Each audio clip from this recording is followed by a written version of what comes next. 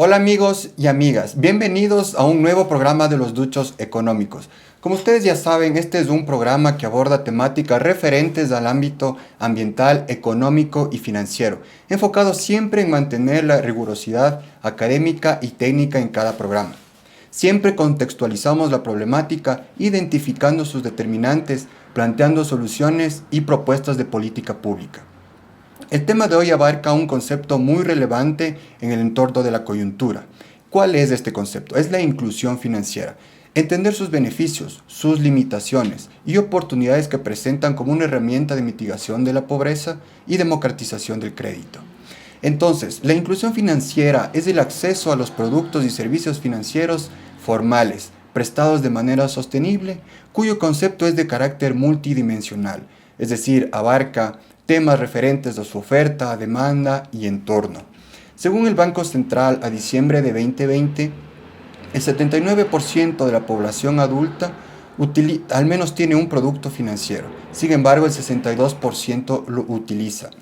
Según el reporte de la Red de Instituciones Financieras para el Desarrollo, las provincias con cantones más pobres por necesidades básicas insatisfechas tienen población con menos productos financieros y un uso menos frecuente en relación a las otras zonas.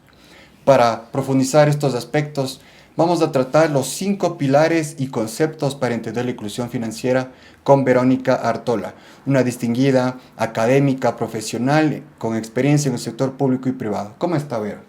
Buenas tardes, Juan Carlos. Muchas gracias por la invitación y gracias a todos los que nos están siguiendo en este interesante programa. Felicitaciones al Colegio de Economistas de Pichincha porque realmente esta es una iniciativa muy importante para poder conversar estos temas que tú bien lo mencionabas de coyuntura para todos y todas.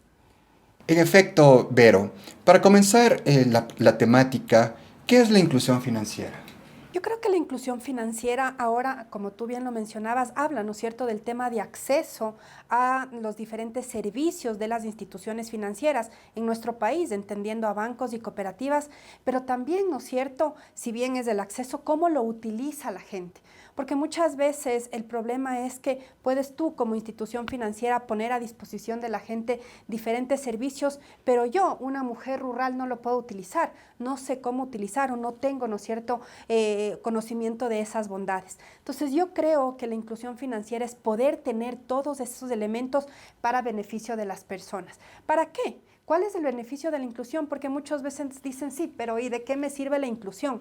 Hay un montón de estadísticas, de documentación, de análisis empíricos que muestran que cuando las personas tenemos más acceso al crédito, podemos beneficiar mejor a nuestras familias, a nuestras comunidades y al país. Entonces, por eso es indispensable que podamos tener acceso a estos servicios financieros. Y ahí también hay que hacer una diferenciación, Juanca, y me permito aprovechar esto, no es lo mismo, ¿no es cierto?, la inclusión financiera para hombres que para mujeres, para jóvenes que para personas adultas mayores, que para el sector urbano, que para el sector rural. Ya vamos a seguir conversando de esto, pero hay que empezar, ¿no es cierto?, a identificar eso para nuevamente utilizar las bondades de los servicios financieros para que pueda desarrollarse las comunidades y el país. Pero, y en el tema de las brechas de acceso y uso, también es importante recalcar que se profundice en las zonas geográficas, ¿no es cierto? La interrogante es si una sustitución de las atenciones por servicios físicos por electrónicos obedecen a un análisis de la población o de la sostenibilidad de la institución financiera. Como lo mencionamos al inicio, existen las estadísticas relacionadas a una pobreza por necesidades básicas insatisfechas con personas que tienen menor uso de los productos financieros. ¿A qué se obedece esta brecha de acceso? Es decir, no existe un análisis de las necesidades de la población o únicamente se vela por la sostenibilidad de la institución financiera. Yo creo que la verdad es que las instituciones financieras, si bien han hecho un esfuerzo importante estos últimos años en dar servicios financieros acorde, ¿no es cierto?, a la realidad, yo sí creo que es el primer punto que tú mencionabas, todavía seguimos siendo deficitarios como instituciones en otorgar servicios adecuados para la ciudadanía. Como yo decía hace un momentito, si yo, ¿no es cierto?, mujer en Quito con, ¿no es cierto?, con cierto nivel de educación, voy a una institución financiera y para mí tal vez es un poco más fácil entender. Pero una mujer, tal vez en el sector rural, cabeza de hogar, que no ha tenido mucha más educación que tal vez la educación primaria, tú le dices cómo manejar una tarjeta, cómo abrir una cuenta bancaria, es súper complejo. Entonces yo sí creo que hace falta un estudio más a profundidad de las instituciones financieras, qué es lo que necesitamos la ciudadanía. ¿Qué necesitan en el sector urbano? ¿Qué necesitan en la sierra? ¿Qué necesitan en la Amazonía? No es lo mismo. Y adicionalmente a eso yo sí creo que hay un factor importante que es el costo. Todavía los servicios financieros siguen siendo muy costosos. Y ahí lo que tú mencionabas, ¿qué pasa entre poder utilizar, ¿no es cierto?, los medios de pago digitales? Un poco revisando estadísticas que realizó la CAF en un estudio hace algunos años, muestra que a nivel de Latinoamérica más o menos el 50% de la población dice que ha utilizado algún instrumento o algún medio de pago digital. En el Ecuador solamente el 22%. Y cuando yo recuerdo que estábamos en el Banco Central, preguntábamos qué pasa y decía, son los costos, es muy costoso utilizar una tarjeta de crédito, utilizar una tarjeta de débito, prefiero el efectivo. Entonces todavía, nuevamente, volviendo a tu pregunta, creo que se necesita más análisis de qué servicios financieros pueden ser más baratos, más de fácil acceso, pero también creo que es una responsabilidad del sector público, de las instituciones de regulación, ponerlos a menor costo para que la gente lo pueda utilizar. Pero, y usted topó un tema muy importante en dolarización, que es el concepto que se llama la preferencia por la liquidez que tienen las personas, conocido como el colchón bank, ¿no es cierto? Y eso aterrizamos en el siguiente punto que queremos topar como los conceptos para entender la inclusión financiera, es la calidad, la confianza en el sistema financiero, en sus productos. ¿Cómo fomentar una mayor confianza, Vero, una mayor bancarización también? ¿Y cómo esto puede contribuir a las personas a su reducción de la pobreza y mayores accesos a productos financieros? Creo que topas un punto trascendental justamente en el tema de inclusión financiera, porque de acuerdo a algunas encuestas también que se ha hecho de preferencias y tal, del uso de justamente de estos instrumentos, te dice que la gente no se incluye financieramente por desconfianza, la primera razón, y la segunda porque le siente muy lejana a las instituciones financieras. Esos son los dos motivos más importantes. Y en los datos que tú mencionabas al inicio, si bien de acuerdo a los datos del Banco Central el 79% de la población tiene alguna cuenta, puede ser que tú tengas 3, yo tengo 3 cuentas, entonces eso se infla, pero realmente los que estamos utilizando son menos del 20%. Tal vez yo abrí una cuenta en algún momento para que me depositen algo y tal, y no la volví a usar. Y en el Ecuador, en un sistema de dolarización, creo que incluso es más trascendental hablar de este tema de cómo utilizamos los medios de pago en digitales. Esto de la preferencia por liquidez, es decir, que la gente prefiere tener el dinero físico, sentirlo, porque cree que ese es el dinero seguro, que si yo tengo una tarjeta de crédito o hago un pago con el celular, tal vez eso no es seguro. Entonces, cambiar eso es complicado, pero ahí yo creo que hay un elemento importantísimo que tiene que ir de la mano con la inclusión financiera, que es la educación financiera. Yo recuerdo también aproximadamente durante 2 años estuvimos trabajando en el Banco Central en esta Estrategia Nacional de Inclusión Financiera y nunca nos pusimos a pensar en educación financiera. Dijimos, ¿qué será eso? Y cuando fuimos trabajando dijimos, identificamos, ¿sabes qué? Nos estamos olvidando de la educación financiera. ¿Y para qué sirve? Justo, para que la gente pierda miedo a utilizar estos nuevos medios de pago, para enseñarles cómo utilizarlo, para que las instituciones financieras puedan acercarse más a la ciudadanía. Entonces, ¿qué deberían hacer o qué se debería hacer? Yo sí estoy convencida que desde el sector público se tiene que crear una política macro de educación financiera, porque si lo hacemos de manera aislada no se llegan a los puntos adecuados.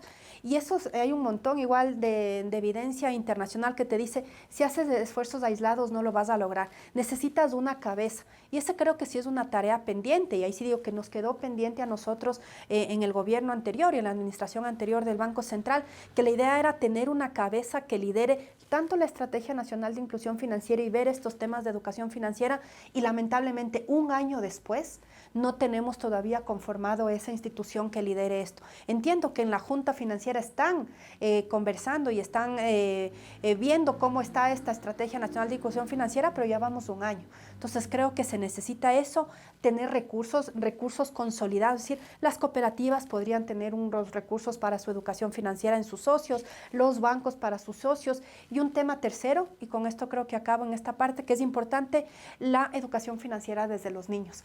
Está comprobado que si tú incluyes en la malla curricular de niños y jóvenes temas de educación financiera, te va a cambiar tus preferencias, cómo vas a usar, qué es el ahorro, que la gente empieza a sentir. Yo siempre, y en mi casa, mi esposo siempre me sabe criticar, tú hablas de educación financiera en una sociedad en donde ni siquiera podemos llegar a final de mes. ¿Cómo le dices tú que ahorre? Y es verdad, y a veces esa es la crítica, pero creo que si desde niños les empezamos a enseñar, la cosa puede cambiar y eso nos va a ayudar también como sociedad. En efecto, como usted mencionó, Vero, es muy importante fomentar, ¿no es cierto?, como política de Estado a la inclusión financiera. Dentro de los aspectos que se están tratando en las mesas de diálogo, se repercute y se toma en cuenta el tema de refinanciamiento, de condonación, etcétera. Como usted mencionó, la cultura financiera recalca que también es importante ahorrar, ¿no es cierto? Pero si nosotros nos vamos a los deciles más bajos de ingreso, esta relación ingreso-gasto es menor a 1. En este aspecto, como usted menciona, es importante partir desde la educación de los niños. En las mesas de diálogo, un poco para ir aterrizando también en el tema político, pero ¿usted considera que estas negociaciones propuestas son sostenibles o son temas coyunturales aislados que necesitan una debida profundización para atacar los problemas de raíz como es la cultura financiera, la educación financiera, como usted lo comentó, que sea parte de esta política de Estado que tiene que ser la inclusión financiera? A ver, yo me remontaría un poquito al tema de entender, ¿no es cierto?, este reclamo social de estos 18 días que pasamos. Creo que todos esos reclamos eran muy válidos porque nacen de problemas que tú dices estructurales en la sociedad ecuatoriana, que no digo que los últimos 10 o 15 años no se han solucionado, tal vez durante los últimos 60 años. Entonces, sentarnos en unas mesas de diálogo para tratar problemas estructurales, en teoría parecería que es lo lógico.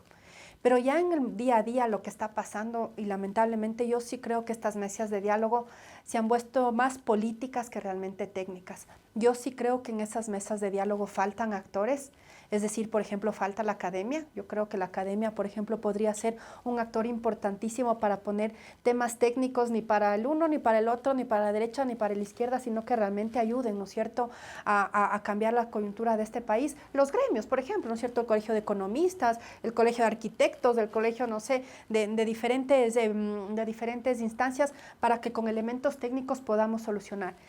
En esas mesas técnicas, en 90 días, solucionar estos problemas de 60 años es complicado. Y más si es que empezamos con una demanda de 10 puntos y empezamos a alargar a 100 puntos.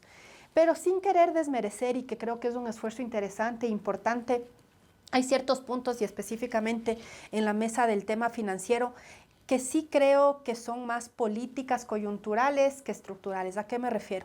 Un tema de reestructuración de deudas a los que tengan deudas de $10,000, sí, pero entiendo, pasamos una pandemia, yo siempre lo he dicho y públicamente, el peor año en la historia económica del Ecuador, sí, que necesitas un apoyo, por supuesto. Pero no se puede pensar que cada 5 años, cada 3 años empiezan a condonar y condonar y condonar deudas. Ya tenemos experiencias en el país con lo que pasó, ¿no es cierto?, con el Banco de Fomento, ahora Ban Ecuador, ¿no es cierto? Yo sinceramente creo que esos créditos al 2%, al 1% de $5,000 a 25 años de plazo son insostenibles desde el punto de vista financiero. Entonces yo sí creo que hay que pensar en un tema muchísimo más estructural para dar soluciones a estos temas de inclusión financiera, de educación financiera, de acceso a las mujeres, ¿no es cierto?, al tema de crédito. Las mujeres seguimos pagando más del chulco. Incluso cuando vamos al tema informal, las personas en general podríamos estar pagando hasta 1,200% de interés anual. Entonces son datos que en un estudio de Equifax lo sacaron, que son una locura.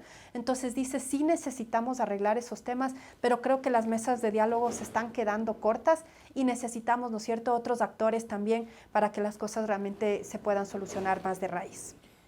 Hemos topado en este programa los 5 puntos amparados, ¿no es cierto?, en el análisis de la oferta, demanda, contexto, el contexto político también.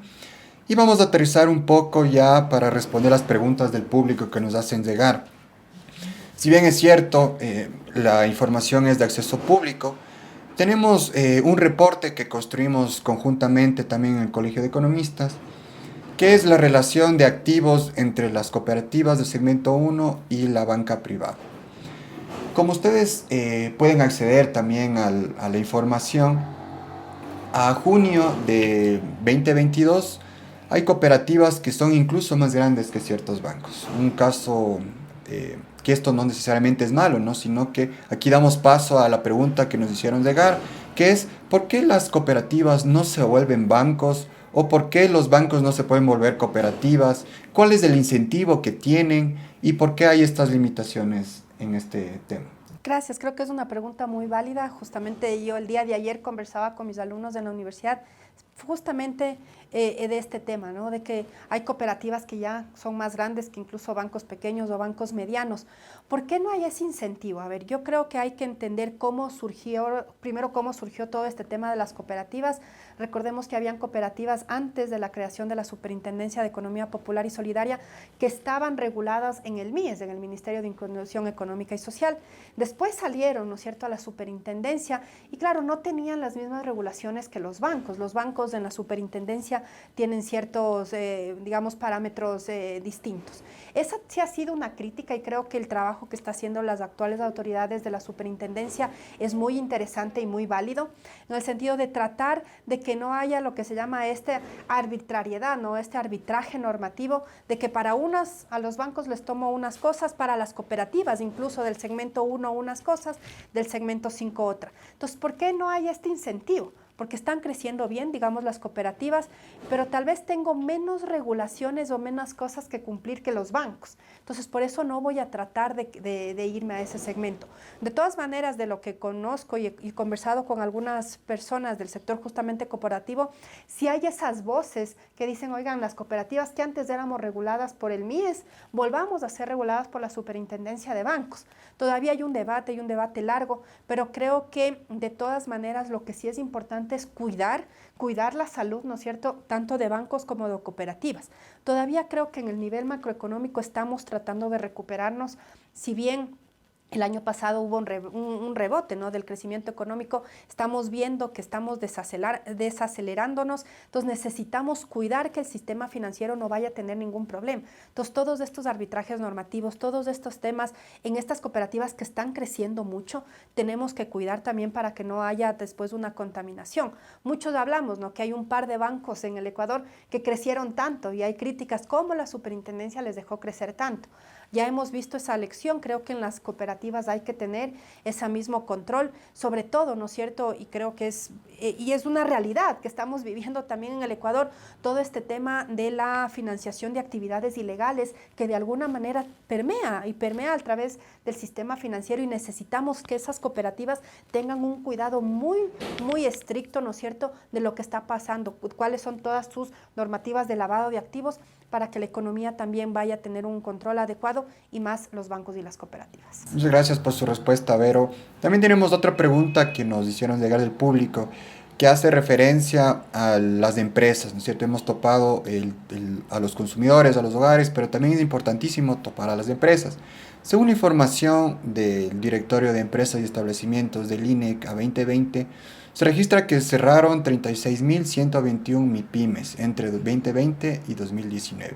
¿Cómo la inclusión financiera puede contribuir a que estas pequeñas, medianas empresas accedan a productos financieros? ¿Cómo puede repercutir en un financiamiento de su productividad, innovación tecnológica, acceder a la inclusión financiera? Mira, yo creo que es un tema interesante el que topas.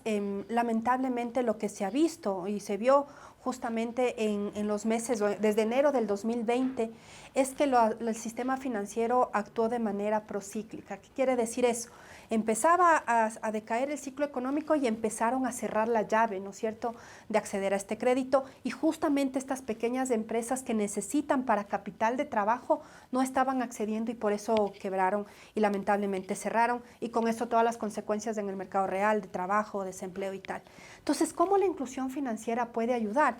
Primero, ¿no es cierto?, para que estas instituciones financieras puedan otorgarles créditos de una mejor manera, que puedan, ¿no es cierto?, tener alguna otra forma de calificación para que puedan acceder, creo que en el mercado mundial hay un montón de otras fuentes de financiamiento para mujeres, para temas verdes también, que no estamos aprovechándolos. Justamente yo estoy haciendo una investigación para ONU Mujeres de todo este tema de inversión con perspectiva de género. Y es bien interesante porque te dicen, afuera hay un montón de empresas que quieren financiar a empresas en el Ecuador, por ejemplo, o en el mundo, que sean lideradas por mujeres, que el 51% de su planta sea mujeres, ¿no es cierto? O que tenga algún beneficio de algún producto específico para mujeres. ¿Por qué no pensar en esos capitales distintos, en estas empresas tal vez? Tal vez de esas 36,000 no todas tengan estas características, pero algunas tal vez sí. ¿Por qué no buscar? Y esta inclusión financiera, esta educación financiera para estos gerentes, ¿no es cierto?, de estas empresas, permitirles ver estas nuevas fuentes de financiamiento, que creo que sería una cosa muy, muy interesante. Y en este estudio que justamente estoy haciendo, estoy viendo y estamos tratando de descubrir un poquito también cómo eso sí podría cambiar la realidad actual del Ecuador. Creo que hay dos fuentes afuera que están financiando mucho temas de género y temas verdes, entonces creo que por ahí también podríamos buscar, y para eso está la inclusión financiera, para que la gente entienda qué hay y cómo lo podría utilizar y acceder a eso. Muchas gracias, Vero, por su respuesta. Como en nuestro programa, en las 4 temporadas que tuvimos, siempre partimos de un análisis crítico, problemática, y planteamos propuestas como las que gentilmente Vero nos ayudó. Una conclusión breve, Vero, muchas gracias por su presencia y un saludo, por favor, al mundo. Muchas gracias nuevamente por la invitación. Yo creo que como conclusión hay que entender que la inclusión financiera es un puntal y un motor importantísimo para la economía. El acceso al crédito y saber cómo utilizamos es indispensable. Creo que es muy importante que el sector público, el sector privado, sobre todo las instituciones financieras, tanto públicas como privadas, bancos, cooperativas, trabajen en modelos de educación financiera integrales. Solamente de esa manera vamos a cambiar, la verdad, la realidad de nuestro país. Gracias a todos los que nos están siguiendo. Sigan confiando en que el tema de educación e inclusión financiera es importante. Y adelante, y gracias nuevamente al Colegio de Economistas por esta oportunidad. Esto ha sido los Duchos Económicos. No se olviden, cada martes y jueves desde Facebook hacia el mundo. Muchas gracias.